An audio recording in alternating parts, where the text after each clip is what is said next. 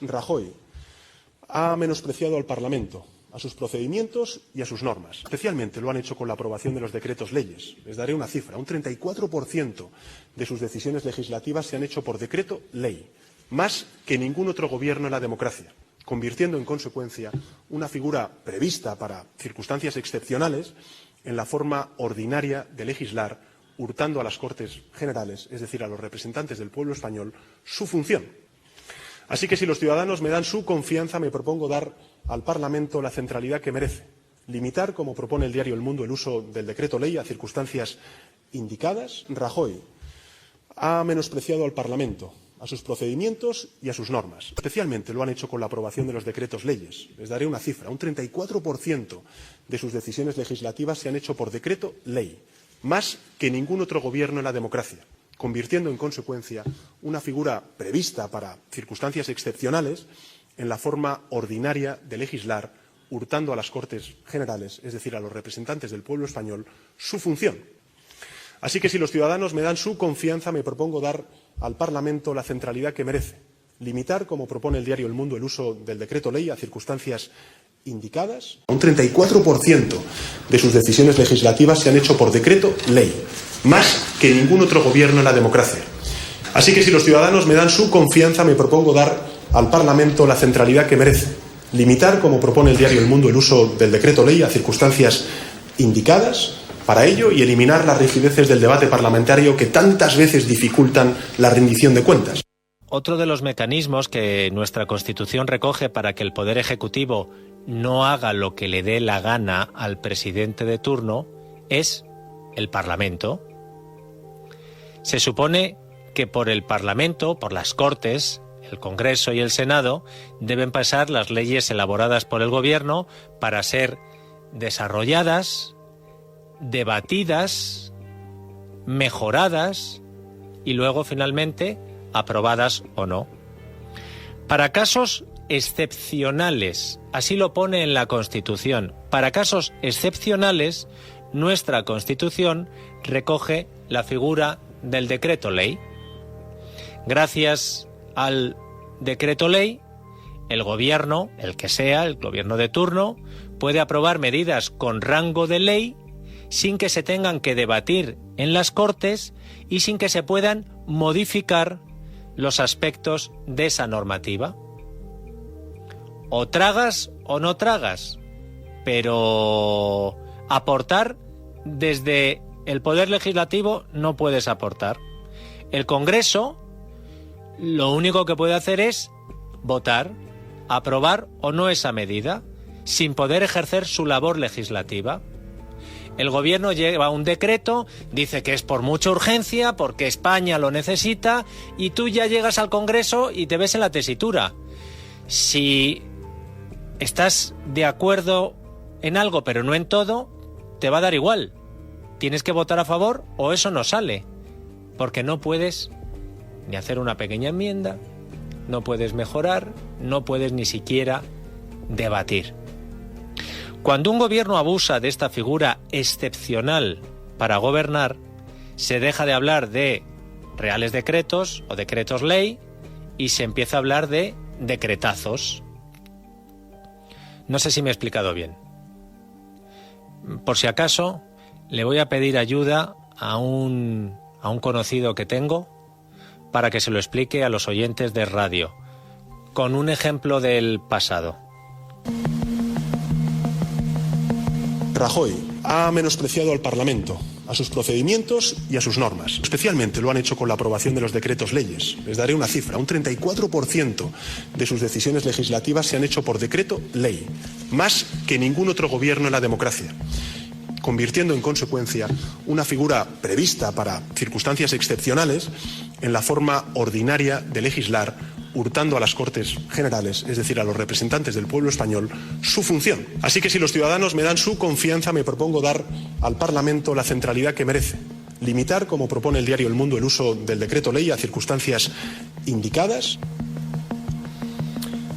Pedro Sánchez acusó en el pasado, este corte tiene algunos años, a Mariano Rajoy de hurtar al Parlamento su función por haber abusado del decreto ley. Concretamente, Mariano Rajoy, en los 7 años que estuvo como presidente del gobierno, aprobó 108 decretos. 108 decretos en 7 años. No está nada mal, ¿verdad? Incluso es entendible la crítica que le hizo Pedro Sánchez en el pasado. 108 decretos en 7 años. ¿Saben cuántos lleva de momento Pedro Sánchez? Más de 130 decretos en solo 4 años. Pedro Sánchez ha superado en 4 años el récord absoluto que estaba en poder de otro socialista, Felipe González, que aprobó 130 decretos, pero es verdad que en 14 años, desde 1982 a 1996. Sánchez ha aprobado más decretos que Felipe González en la tercera parte de tiempo. Lleva una media de 31 al año, por los 15 que promedió Mariano Rajoy.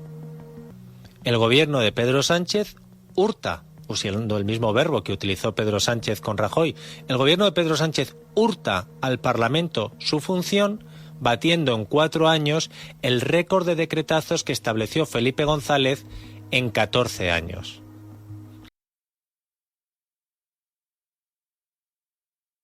Hemos empezado el programa explicándole a la gente que tan importante es lo que el gobierno hace como cómo lo hace. Gobernando vía decretazo,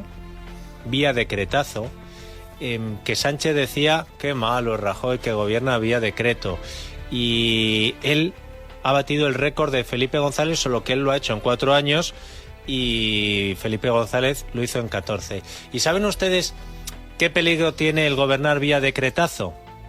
Pues se lo hemos tratado de explicar antes. Bueno, de hecho lo ha explicado muy bien Sánchez cuando él se sabía la lección, que decía, hombre, es que esto es hurtar al Parlamento pues su capacidad para legislar, su capacidad para que la ley que lleva el gobierno, el Poder Ejecutivo al Legislativo, pues se pueda modificar, se pueda debatir, se pueda mejorar, Luis del Pino, se pueda quitar algo aunque te guste el resto.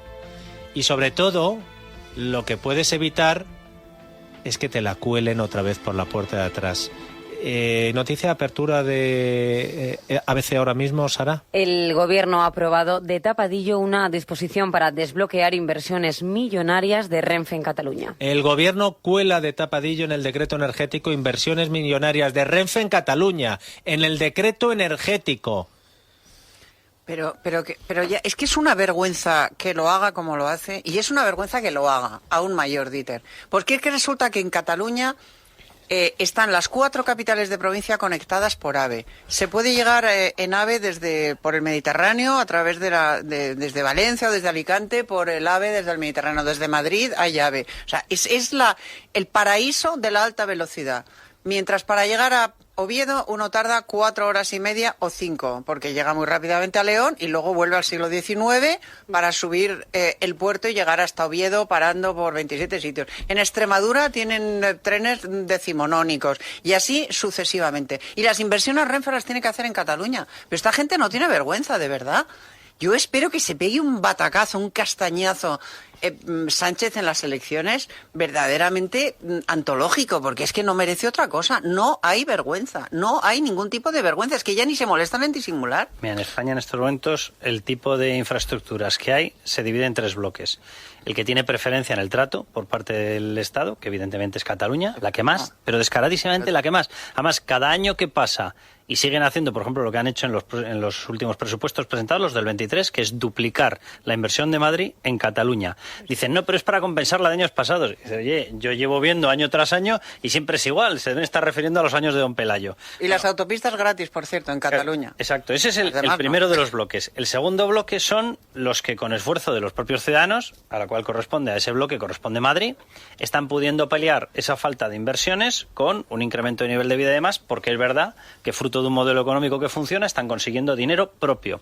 Y luego está el tercero, que casualmente coincide con muchos de los territorios del Partido Socialista, lo digo con toda la maldad, lo digo con toda la coña, pero a ver si de una vez espabilan, que son precisamente a los que se les quita prácticamente todo y se quedan, como estaba diciendo Isabel, con unas infraestructuras ridículas. Y estoy pensando, por ejemplo, en Extremadura y en Castilla-La Mancha. Y en Asturias, no te olvides. Y en Asturias, que también es del Partido Socialista, con Barbón. Sí, totalmente cierto, totalmente cierto. Son 3 comunidades que tienen un tejido, por ejemplo, ferroviario ínfimo, un tejido de carreteras ínfimo en comparación con el resto, y son tradicionalmente del Partido Socialista. Lo voy a decir bien claro para que se enteren. El dinero de las infraestructuras que tendría que estar yendo a ellos está yendo a Cataluña. Sí. ¿Quieren seguir votando Partido Socialista para que pacte con Esquerra? Pues que lo hagan.